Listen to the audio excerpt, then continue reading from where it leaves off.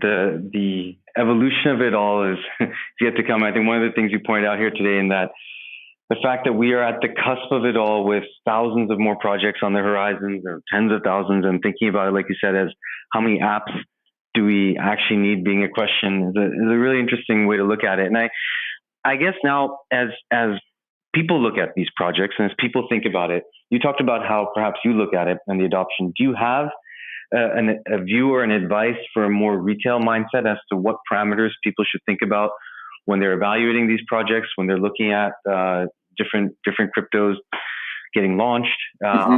Anything that people should mind that should be indicators for them? I think it's a very tricky thing to invest in an active way yourself part-time.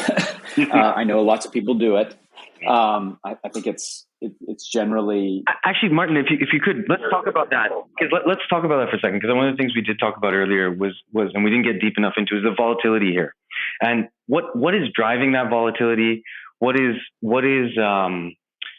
How, because like you said, I mean, I've looked at this as a public market investor, and I'm not a very active public market investor personally, because I have friends who are, and I look at the amount of information they have, and I cannot match that. And I'm never going to be able to make good decisions there, and I'd rather let somebody else do that.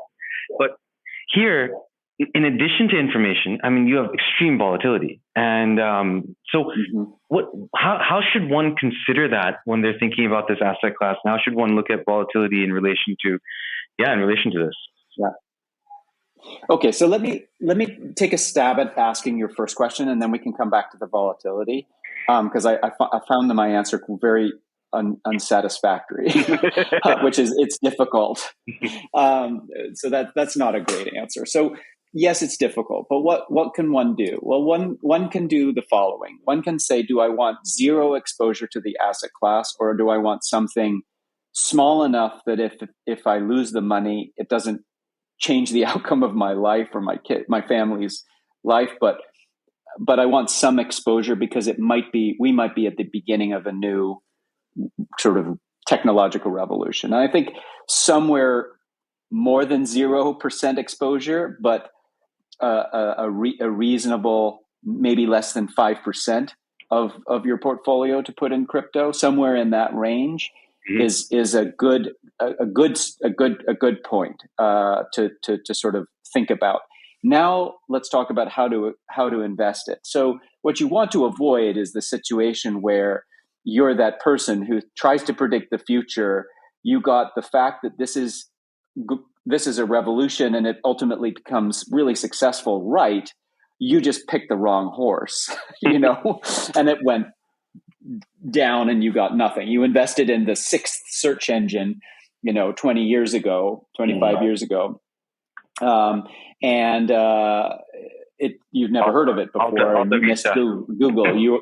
Yeah, exactly. Exactly. And so you'll remember that Google was probably the 11th or 12th search engine. InfoSeek, AltaVista, all of those are gone.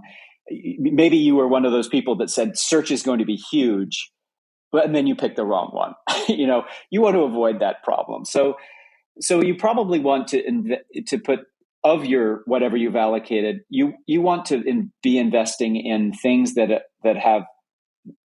I don't think you want to try and necessarily speculate on what the next Ethereum is, or the next Bitcoin. You want to start with some exposure to Bitcoin and Ethereum, and then because they have network effect already. And then you want an index, or you want to spread what's remaining of your allocation across a variety, and maybe just rebalance every few months. Wow. That may be a reasonable strategy, where you're more likely to end up with a lot more money 10 years down the road than, and if the overall space does well, you'll do well. And you don't have that risk of investing in, AltaVista, et cetera. So that may be one way to go. So blindly following tweets and putting money behind them may not be the best answer. Probably not.